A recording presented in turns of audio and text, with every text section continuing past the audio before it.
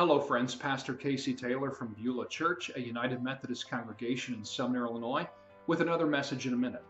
At Beulah, we've been exploring classic stories of the Bible that make up the great big story the Bible is telling. And the first one we've looked at is of the prophet Daniel, found in the Old Testament. And I would encourage you to at least read the first 6 chapters of Daniel if you'd like to learn more about his story.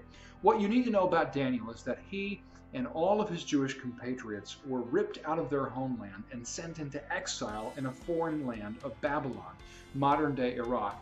The temple in Jerusalem was destroyed, his people were scattered, and all of the comforts that made it easy to live out their faith in God were removed from them. To make matters worse, Daniel and his friends are pressed into service for the very government that ripped them out of their homeland and brought them into exile. As we read Daniel's story, we learn at least 3 things. The first thing we learn is that we must go public with our faith. The Bible doesn't recognize such a thing as a hidden faith. By definition, Christians are publicly marked out as different. We are marked out as Christ-like. That's what it means to be Christian.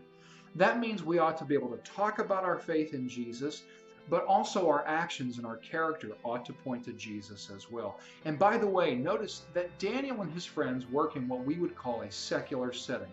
They don't work in a religious institution. They work in the place that most of you work in. They work out there in places where cars are repaired, where food is served, in office places. In all of those places, we are called to go public with our faith. The second thing we learn from Daniel, though, is that we need to prepare for pushback when we go public with our faith. Daniel knows that when he chooses to live out his faith in defiance of the customs or laws of this new land that he's in, that it's going to cost him. And what I find interesting is that he prepares for that by doing the things he's always done to build his faith. For example, he goes back to praying the way he does every day.